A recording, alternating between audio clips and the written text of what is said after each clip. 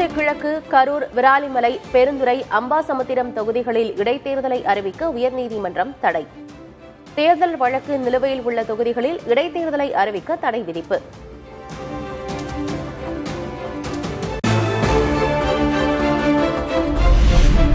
தேர்தல் வழக்கு நிலுவையில் உள்ள தொகுதிகளில் இடைத்தேர்தல் அறிவிக்க தடை கோரிய வழக்கு. ஜூலை 31ஆம் தேதிக்குள் பதிலளிக்க தேர்தல் ஆணையம், மத்திய அரசு, சட்டமன்ற செயலர் முதல்வர் விஜய்க்கு உயர்நீதிமன்றம் நோட்டீஸ்.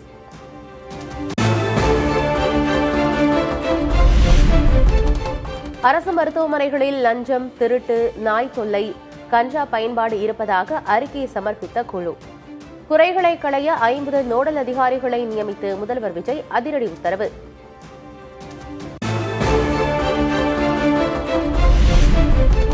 கரூரில் மக்களை சந்தித்த முதல்வர் விஜய். விழா மேடைக்கு முதல்வரை வரவேற்ற இந்நாள் முன்னாள் அமைச்சர்கள்.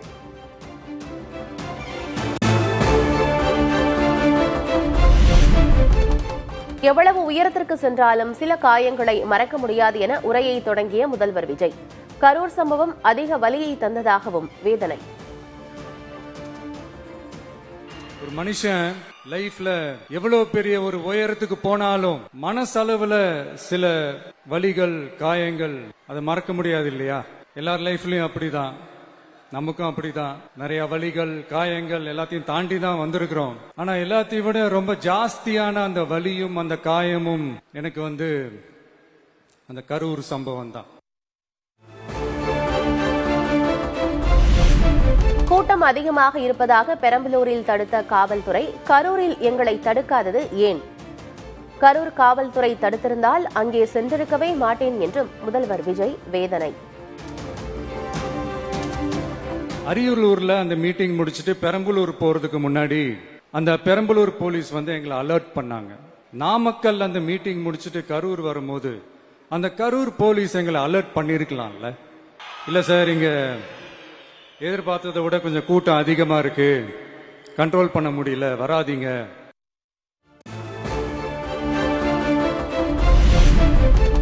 கரூரில் காவல்துறையினர் எச்சரித்திருந்தால் நிகழ்ச்சியை ரத்து செய்திருப்போம். ஆனால் காவல்துறையே சம்பவ இடத்திற்கு அழைத்து சென்று நாடகம் போட்டதாக முதல்வர் விஜய் விமர்சனம். போலீஸ் நினைச்சா அவங்க அந்த மீட்டிங்கே கேன்சல் பண்ணலாம். ஏதோ தப்பா இருக்கு, ஏதோ தப்பா தோணுது அப்படின்னு நினைச்சிட்டாலே they have all the rights to cancel the meeting. எங்ககிட்ட கேட்கணும்லாம் ஒன்றும் அவசியமே கிடையாது. ஆனா அதையெல்லாம் எதுவுமே செய்யாம அந்த ஹைவேல இருந்த அந்த ஸ்பாட்டுக்கு போலீஸே எங்களை உள்ள கூட்டிட்டு வந்து விட்டு அந்த நாடகம்லாம் இருக்கு பாரு.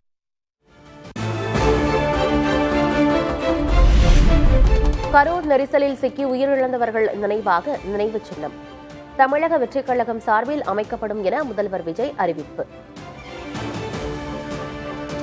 மனசை விட்டு கரூர் எப்பவும் நீங்கவே நீங்காது.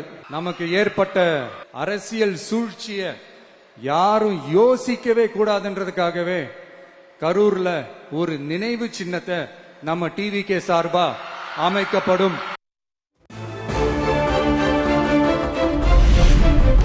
லஞ்ச ஒழிப்புத்துறை விசாரணைக்கு திமுக முன்னாள் அமைச்சர் ஏவவேலு ஆஜராகாத விவகாரம். சிகிச்சை என கூறி சிங்கப்பூருக்கு சென்றுவிட்டதாக முதல்வர் விஜய் விமர்சனம். இன்னொருத்தர் ஃபாரின்ல போய் ஒளிஞ்சுக்கிட்டார். ஃபாரின் ஸ்டாலின் சார் நினைச்சிட போறீங்க, அவர் இல்ல. எனக்கு எப்பவுமே ஸ்டாலின் சார் மேல ஒரு தனி பாசம் ஒண்ணு உண்டு. அவர் கிடையாது, இவர் வேற. சிங்கப்பூருக்கு செக்கப்புக்கு போனார்ல அவரு.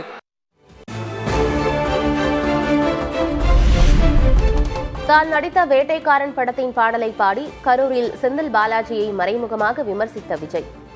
வேட்டைக்காரனை கண்டு அஞ்சி ஓடுவதாகவும் சாடல்.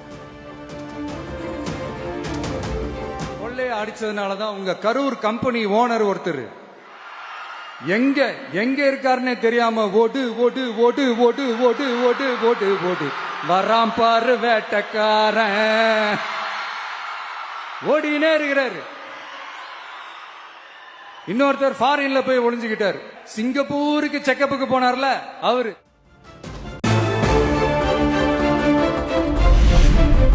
வரும் இடைத்தேர்தலில் திமுகவை வெளுத்து விடுமாறு மக்கள் மத்தியில் பேசிய முதல்வர் விஜய். தீய சக்தி திமுகவை திருத்தவும் முடியாது, தானாகவும் திருந்தாது என்றும் விமர்சனம். தீய சக்தி திருத்தவும் முடியாது, அவங்களா திருந்துவாங்கன்னு பார்த்தா அதுவும் நடக்க போறதில்ல. அதனால வரப்போற இடைத்தேர்தல மக்களே இந்த தீய சக்தி திமுகவை நல்லா வெச்சு வெளுத்து விடுங்க.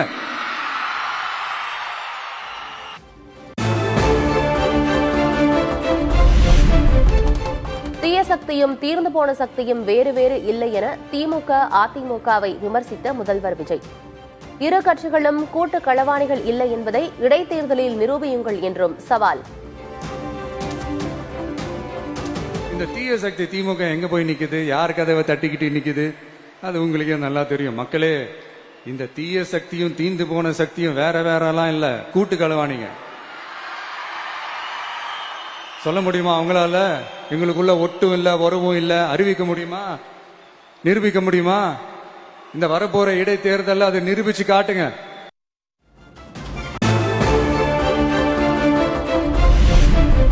தனி விமானம் பிடித்து ஓடியது யார் என்பது கரூர் மக்களுக்கு நன்றாக தெரியும்.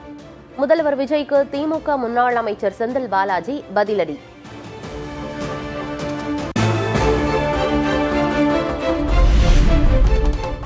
கரூரில் திரைப்படக்குழு கேமராவுடன் காத்திருப்பதாக கூறி விஜய் பிரச்சார இடத்திற்கு சென்றதே நெரிசலுக்கு காரணம். திமுக முன்னாள் அமைச்சர் சிவசங்கர் குற்றச்சாட்டு.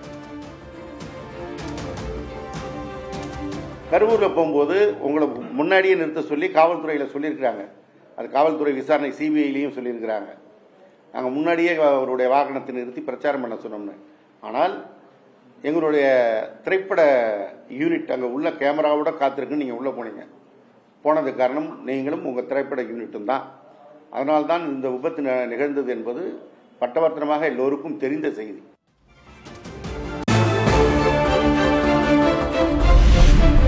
இடைத்தேர்தலுக்காகத்தான் முதல்வர் விஜய் கரூருக்கு சென்றதாக திமுக முன்னாள் அமைச்சர் சிவசங்கர் குற்றச்சாட்டு.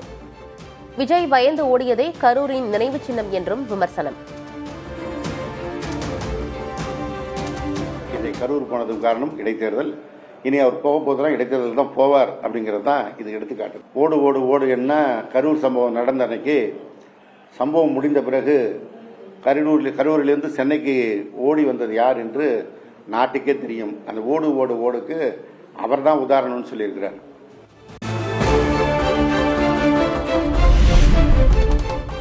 காவிரி பிரச்சினை குறித்து கையில் பேப்பர் இல்லாமல் முன்னாள் நீர்வளத்துறை அமைச்சர் துரைமுருகனுடன் பேச முடியுமா? முதல்வர் விஜய்க்கு திமுக முன்னாள் அமைச்சர் சிவசங்கர் கேள்வி. இந்த காவிரி பிரச்சனை பற்றி நிர்மல்குமாரா இருக்கட்டும், இல்ல முதலமைச்சர் விஜயா இருக்கட்டும், அவங்களுக்கு தெளிவா பேச தெரியும்னா ஒரு 2 நிமிஷம் கையில பேப்பர் இல்லாம எங்களுடைய நீர்வளத்துறை அமைச்சராக இருந்த மாண்புமிகு துரைமுருகன் பேசுவார்ல, அதுல இருக்க விவரங்களை பேச சொல்லுங்க, நாங்க பதில் சொல்ல தயாரா இருக்கோம்.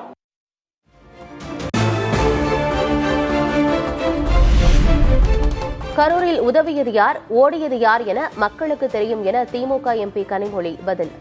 முதல்வர் விஜய் பொறுப்புடன் பேச வேண்டும் எனவும் வலியுறுத்தல். அந்த நேரத்துல கூட மக்களோடு நின்றவர்கள் யார், மக்களுக்கு உதவி செய்தவர்கள் யார், மக்களை தவிக்க விட்டுவிட்டு அங்கிருந்து ஓடி போனவர்கள் யாருன்னு மக்களுக்கு நல்லா தெரியும்.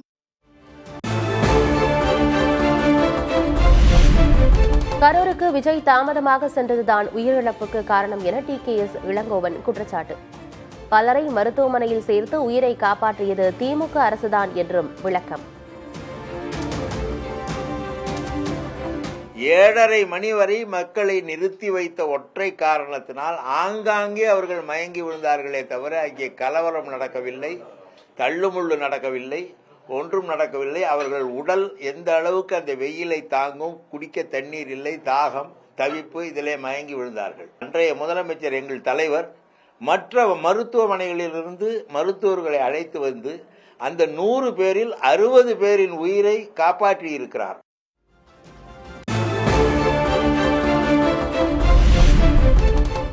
முதல்வர் விஜய் பேசக்கூடாத மொழியில் பேசுவது வெட்கக்கேடு என்று அதிமுக கண்டனம். திமுகவின் கூட்டணி கட்சிகளை இழுத்து கூட்டு களவாணித்தனம் செய்து ஆட்சியில் அமர்ந்திருப்பது யார் என்றும் கேள்வி.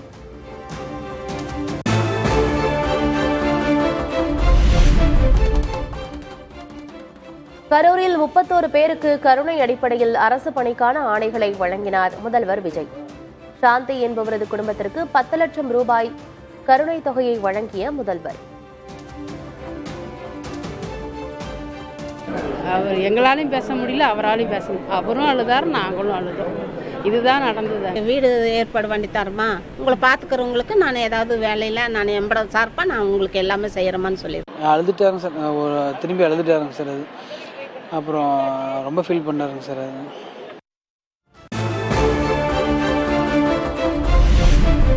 கரூர் நெரிசலில் பாதிக்கப்பட்ட குடும்பத்தினருக்கு தற்காலிக பணி ஆணை வழங்கலாம். இந்த விவகாரத்தில் நீதிமன்றமே இறுதி முடிவெடுக்கும் என்றும் சென்னை உயர்நீதிமன்ற மதுரை கிளை கருத்து.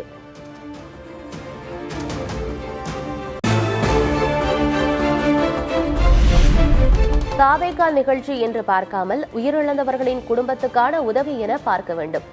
கரூரில் 31 பேருக்கு அரசு பணி வழங்குவது குறித்து திருமாவளவன் கருத்து.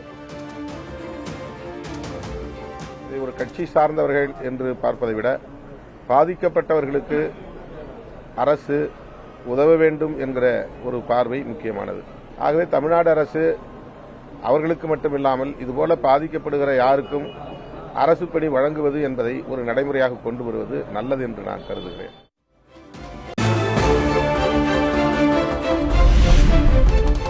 கரூர் நெரிசலில் உயிரிழந்தோரின் குடும்பத்தினருக்கு அரசு வேலை வழங்கியதில் முதல்வரின் சுயநலம் இருக்கிறது. பணம் கொடுப்பது மட்டும் லஞ்சமல்ல, வேண்டியவர்களுக்கு உதவி செய்வதும் ஒரு வகை லஞ்சம்தான் என நயினார் நாகேந்திரன் விமர்சனம். அதாவது பணம் கொடுக்கறது மட்டும் ஒரு லஞ்சமா சொல்ல முடியாது. தனக்கு வேண்டியவர்களுக்கு உதவி செய்தாலே அது லஞ்சம் தான். அதனுடைய அடிப்படையில் முதலமைச்சர் ஜோசப் விஜய் இவருடைய கூட்டத்திற்கு வந்தவர்களுக்கு மட்டும், இறந்தவர்களுக்கு மட்டும் அந்த வேலையான வாங்கியிருப்பதும் ஒரு வகையில் லஞ்சம் தான். கரூர் நெரிசலில் உயிரிழந்தவர்கள் குடும்பத்திற்கு அரசு வேலை வழங்குவது ஆபத்தான முன்னுதாரணம் என தினகரன் விமர்சனம்.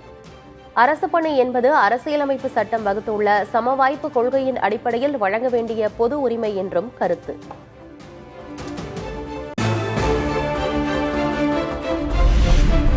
கரூரில் 850 கோடி ரூபாய் முதலீட்டில் அமைகிறது தோல் அல்லாத காலணி தொழிற்சாலை. அடிக்கல் நாட்டினார் முதல்வர் விஜய்.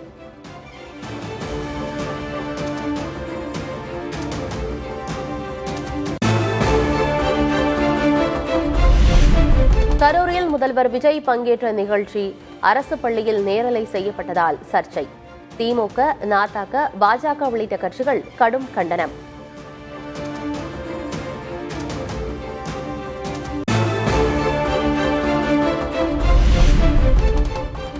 அரசு பள்ளியில் முதல்வர் விஜய் உரை ஒளிபரப்பப்பட்ட விவகாரத்தில் சம்பந்தப்பட்ட தலைமை ஆசிரியர் பணியிடை நீக்கம். பள்ளிகளில் அரசியல் நிகழ்ச்சிகளுக்கு இடமில்லை, மீறினால் கடும் நடவடிக்கை என அமைச்சர் ராஜ்மோகன் எச்சரிக்கை.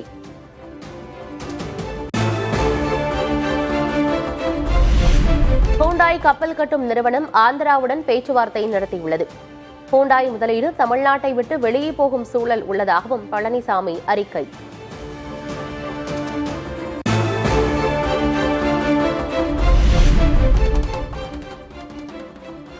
கோவை தெற்கு தொகுதியில் செந்தில் பாலாஜி வெற்றி பெற்றதற்கு எதிரான வழக்கு தள்ளுபடி. யார் வேண்டுமானாலும் வழக்கு தொடரலாம் என்றால் தேவையற்ற சிக்கலை உருவாக்கிவிடும் என நீதிபதி கருத்து.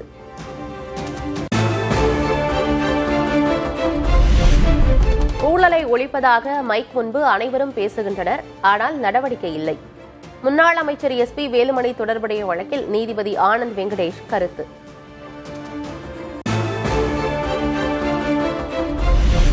மூவாயிரத்து 85 ஏக்கர் கோயில் நிலங்கள் தனியாருக்கு தாரை வார்க்கப்பட்டுள்ளதாக நயினார் நாகேந்திரன் புகார். 25,000 கோடி ரூபாய் மதிப்புள்ள கோயில் சொத்தை தாரை வார்க்க முதல்வருக்கு என்ன அதிகாரம் உள்ளது என்றும் கேள்வி.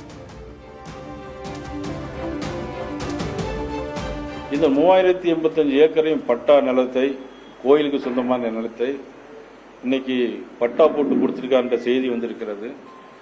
இது தமிழக அரசு மதிப்புள்ள திரு ஜோசப் விஜய் அவர்கள் இந்து கோயிலுடைய இடங்களை எல்லாம் அழிக்க வேண்டும் என்பதற்காக இது செய்திருக்கிறாரா?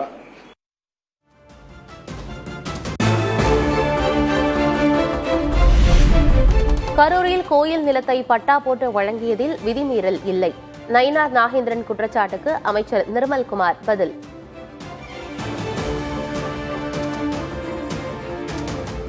பத்தாயிரம் குடும்பங்களை வெளியேற்றுவதற்கு இந்த அரசு தயாராக இல்லை. அதை நயினார் புரிஞ்சுக்கணும்.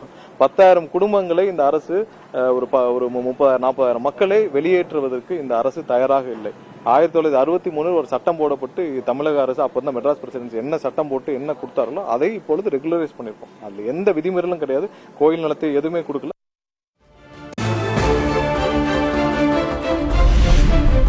அனைத்து மகளிர் காவல் நிலையங்களின் செயல்பாடு கவலை அளிக்கும் விதத்தில் உள்ளதாக உயர்நீதிமன்ற மதுரை கிளை அதிருப்தி. வரதட்சணை வழக்கில் ஆலங்குளம் மகளிர் காவல் நிலைய ஆய்வாளர் உதவி ஆய்வாளருக்கு 1 லட்சம் ரூபாய் அபராதம் விதிப்பு.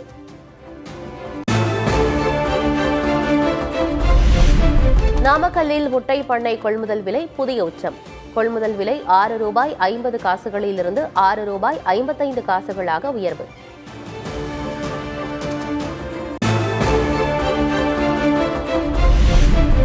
தமிழ்நாட்டில் வரும் 12ஆம் தேதி முதல் வெப்பநிலை உயரும் என அறிவிப்பு. அதிகபட்ச வெப்பநிலை இயல்பை விட 2 முதல் 3 டிகிரி செல்சியஸ் வரை அதிகரிக்கும் என கணிப்பு.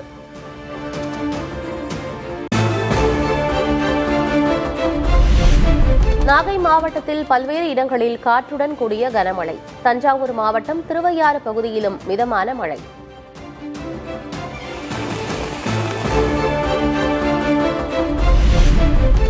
திருவாரூர் மற்றும் மயிலாடுதுறை மாவட்டங்களில் பரவலாக மழை. சில இடங்களில் சூறை காற்றுடன் பெய்த மழை.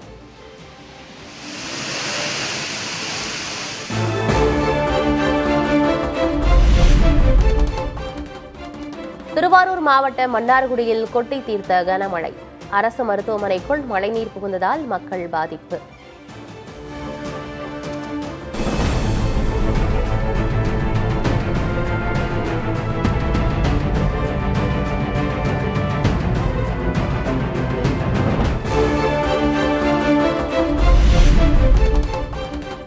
கோவை எட்டிமடை அருகே திடீர் நிலச்சரிவு. பெரும் சத்தத்துடன் மண் சரிவு ஏற்பட்டதால் மக்கள் அச்சம்.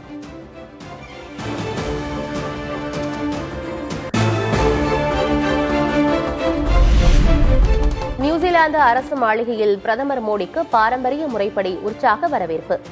ராணுவ அணிவகுப்பு மரியாதையையும் ஏற்றார் பிரதமர் நரேந்திர மோடி.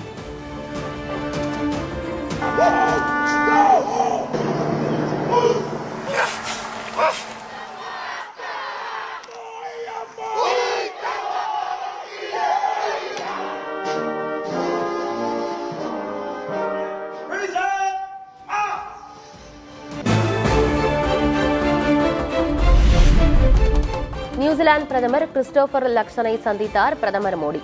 இரு நாட்டு உறவுகள், வர்த்தகம் உள்ளிட்ட துறைகள் குறித்து இரு நாட்டு தலைவர்களும் ஆலோசனை.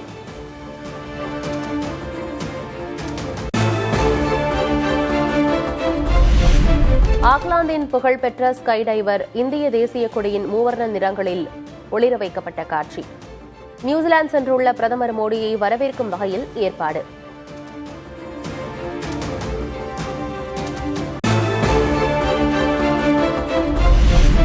ஆஸ்திரேலியாவுடனான யுரேனிய ஒப்பந்தம் மோடியின் சாதனை அல்ல. 2011ஆம் ஆண்டிலேயே ஆஸ்திரேலியா சம்மதித்து விட்டதாக காங்கிரஸ் தலைவர் ஜெய்ராம் ரமேஷ் விளக்கம்.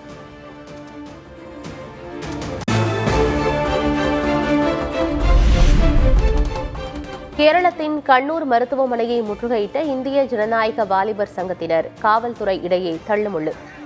மருத்துவர்கள் அலட்சியத்தால் 1.5 வயது குழந்தை உயிரிழந்ததற்கு நீதி கேட்டு போராட்டம்.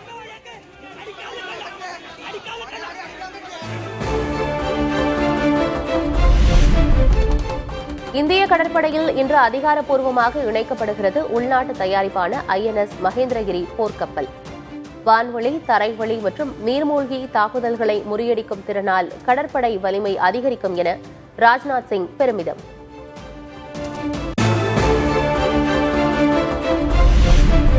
ராமர் கோவில் திருட்டு எதிரொலி. கர்நாடக கோவில்களில் CCTV கண்காணிப்பு. பணம் வசூல், எண்ணிக்கை உட்பட முக்கிய பகுதிகளில் 24 மணி நேர கண்காணிப்பு கேமரா பொருத்த முதல்வர் DK சிவக்குமார் உத்தரவு.